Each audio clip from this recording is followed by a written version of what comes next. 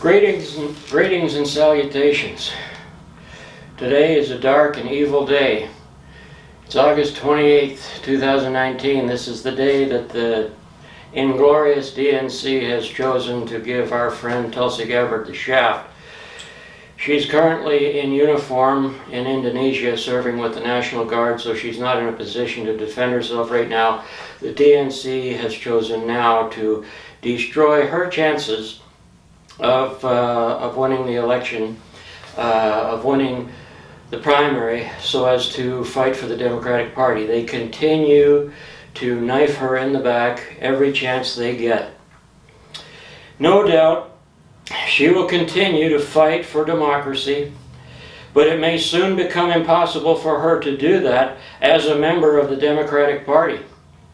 Now bear in mind, Tulsi, despite meeting all of the stated criteria, the criteria stated by the Democratic Party for participation in the debates, despite that, they are giving her the shaft while she's out of the country, in uniform, not in a position to defend herself. She's defending you, she's defending America, and they've chosen this moment to give her the shaft because that's just who they are. That's what the Democratic National Committee is all about. Now, it's hard to do a talk like this on a day like this, but these are maybe the most important, because if by the end of the day, she's had the shaft, she's excluded, she's whatever it is they're planning to do to her, it's important that we not give up and become disheartened. She's going to fight to the bitter end.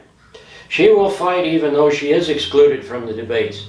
And we need to support her in that fight. Now you might think, well, what's the point? Well, I'll tell you what the point is. Okay? The uglier it is, the more the D.N.C. shames itself. Okay? Shames itself, the better. Because I know Tulsi's never going to give up. Now, if it becomes impossible for her to run as a Democrat, she'll have to do something else. Now, she can't very well run as an independent or a green, because then people will say, oh, she's drawing votes away from the Democrats. She's betraying the Democratic Party. Well, as entitled to do that as she is, I don't think she will. I think what she'll do is, I think she'll run as a libertarian. That would be the smart thing, okay? Greens are to the left, like Democrats. Libertarians are to the right, like Republicans, okay? But there are some good things about the Libertarian Party maybe you're not aware of. But they're totally anti-war, okay? Totally anti-war. They say unless America is attacked by a foreign power, there is no reason at all for America to go to war. There's absolutely no reason at all why the United States of America should have 800 military bases in 70 different countries, okay? No American thinks that's a good idea, and yet both parties agree on it and they endorse it, okay? Well, I'm going to talk a little bit about why that is, but first I want to say this. If Tulsi goes to the Libertarians, okay, now the Libertarians are non-interventionist, okay? That's a perfect fit for Tulsi. Perfect fit, okay? They believe in personal freedom. They believe your freedom should not end until the other person's freedom begins. I would say Tulsi agrees on that. They believe in internet freedom. They want to keep the internet free. They don't want any interference in the freedom of information.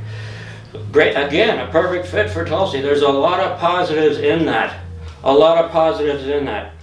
They don't believe in monopolies, you know. Tulsi would like to see some of these big monopolies broken up. So would the Libertarians. There's no conflict there at all. They believe in personal responsibility. So does Tulsi. The only question is, okay, what about universal health care? Libertarians are to the right. Well, I'll tell you what. Ron Paul and the Libertarians are going to be so excited if they thought that Tulsi would consider running for them. That would be their best chance to do well in an election that they've ever seen in the history of their party. They will be so excited they will roll out the red carpet. But it gets better than that. Now, a lot of you have heard of Jesse Ventura, extremely popular individual for many different reasons, served in the military, very truthful man, always tells the truth. Kind of reminds me of Tulsi Gabbard. He's an older fellow now, though he's getting up there in years. He was governor of Minnesota. Running for governor of Minnesota, you could see how that affected his health. If you're an honest person with a big heart and an open mind, the negativity of politics can be, it can kill you. And I don't know if he can run for president. It might kill him because he's such an honest guy. It might be the death of him. Now, for some reason, Tulsi was born with a special gift. Man, I think her bones must be made out of uranium. You know, I think her skin must be made out of asbestos, because every negativity that can be dumped on a human being has been dumped on her. Every betrayal, every negativity. And my God, that woman is tough. My God, that woman is tough. Her integrity is something just not seen. She's tougher as a person than any man I think I've ever seen. That's Tulsi Gabbard. So people who say, well, we want Jesse Ventura to run for president as a libertarian. Well, I'll tell you what, how about this idea? What if Tulsi Gabbard runs for president as a libertarian and has Jesse Ventura as her running mate? Okay? I want to put that idea out there into everybody's head. Everybody's head, everybody's head, everybody's head. I think those two working together would be a wrecking machine. They could attack the Republicans from the right. Donald Trump, what's with this? Massive deficits? You're not a fiscal conservative. And he isn't. He never has been. He's vulnerable from the right. They could attack him from all sides. Now, both Tulsi and Jesse both believe in universal health care. And believe me, I tell you what, libertarians will compromise. Universal health care, that's not taking away anybody's liberty, it's adding to it. If you've got cradle-to-grave coverage and you don't have to worry about it, believe you me, that adds to your personal freedom. They'll make that as a concession. You won't have to twist their arm. It'll be the best day they've ever had if those two are willing to run as libertarians. I'll tell you that. That's a fact.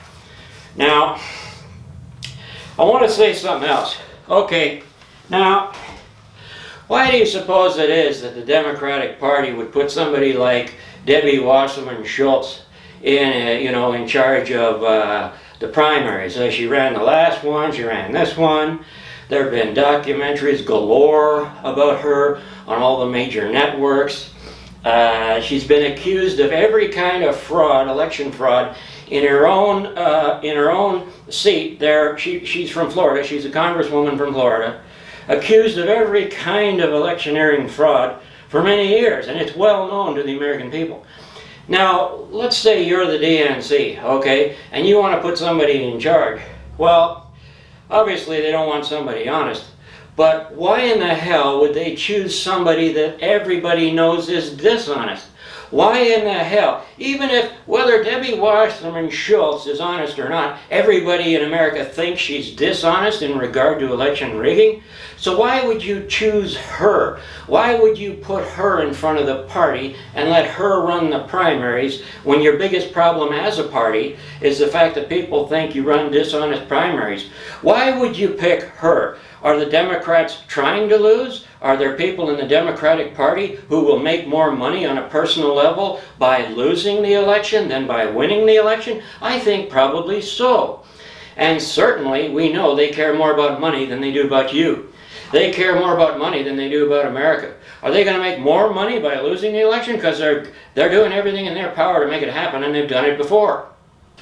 We see in Congress that Republicans bring out something totally unpopular, and 99% of Democrats support it. Why is that? Well, a lot of people say the Democrats and the Republicans are actually one party pretending to be two parties. Well, I've heard that, and I can't argue with it because everything, all the evidence indicates that it's true. Well, why is that? Well, I feel, given that our friend Tulsi is being crucified today, this would be a good day to just mention that.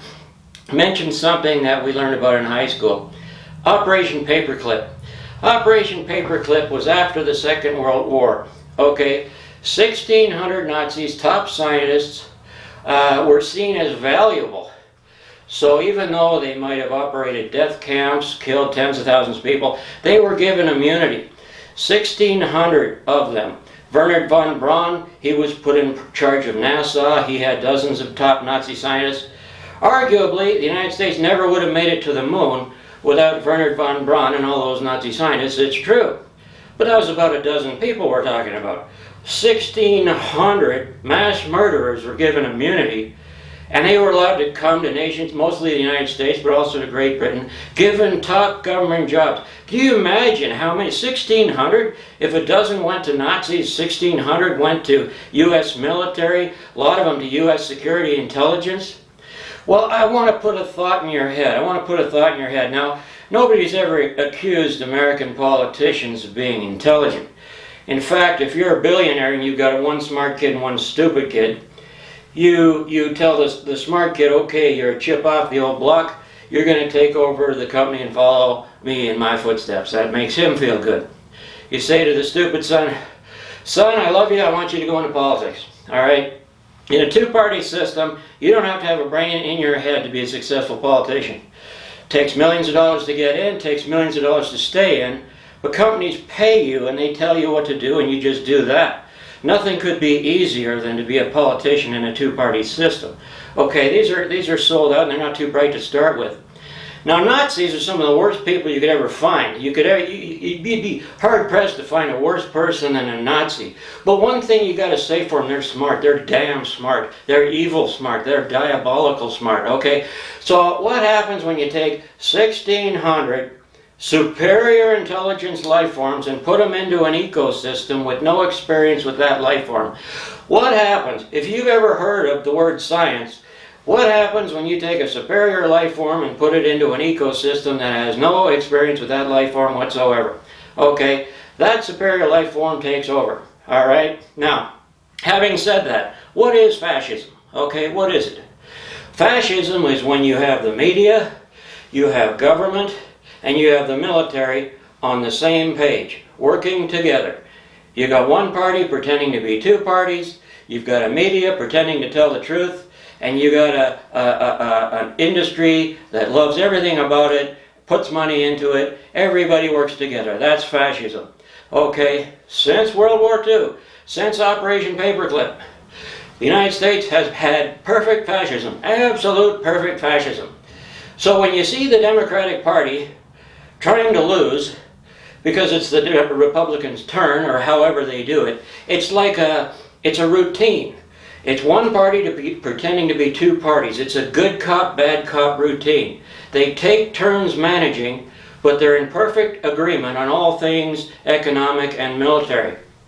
Now, when you have 800 U.S. military bases outside of the United States in 70 different countries, that's not because the American people have even the slightest interest in doing that.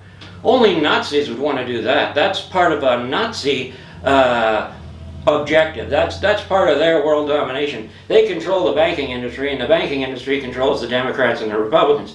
You know that already, but I want you to put the pieces together. When you see the Democrats doing self-sabotage, when you see the Democrats putting somebody like Debbie Wasserman Schults in charge of the primaries, when everybody knows who she is and what she's done, you're seeing a party that's trying to lose. All right? I want to get this in your head so that you don't feel too bad when they finish stabbing Tulsi in the back. Because if they don't finish her off now, they'll be finishing her off later. But they're only finishing her off in the sense of she won't be able to run as a Democrat. Well, she's bent over backwards for decades trying to help the Democratic Party, work for the Democratic Party, build up the Democratic Party. She's got nothing to show for that except betrayal. So there's going to be a point at which it's not sustainable. If when that happens, she decides to run as a libertarian, if when that happens, she asks Jesse Ventura to be a running mate, and God, I hope he says yes, I tell you, they will be hitting the Republicans so hard. Now you might say, well, yeah, that'll help the Democrats, but we hate the Democrats because of what she did to Tulsi. Well, that's true, but think of this. If you've got a free libertarian party, free to tell the truth, they're going to be telling the truth about the Democrats and the Republicans. This is going to make it easier for Bernie Sanders to win the primaries. If Bernie Sanders wins the primaries for the Democrats, and he takes Elizabeth Warren as his running mate, so you've got Bernie and Elizabeth for the Democrats, you've got the Republicans, and you've got the Libertarians with Tulsi and Jesse. Now there might be only a 1% chance that Tulsi will win the whole show, but they will do enough damage to Donald Trump that either, well, let's face it, it'll be giving the election to Bernie and Elizabeth Warren, which is perfect. And it'll be the end of the D.N.C. because Bernie Sanders doesn't owe the D.N.C. a thing, all right? And with the Libertarian Party free to say whatever they want about the D.N.C., Bernie Sanders becomes president, you can say goodbye to the D.N.C. And I think that would make us feel pretty good. So if they do manage to finish off Tulsi Gabbard as a Democratic candidate, please do not see that as the end of the road. That could be the beginning of a better road. The Democrats will never be on her side. They'll never be on the side of truth. So let's see what happens. Let's fight with Tulsi to the bitter end. And the worse the things they do to her, the better. And if she wins, that's best of all. But if she doesn't, that, you know what? The fight is not over. The fight is not over. My name is Scott McGurn, and thank you for your time.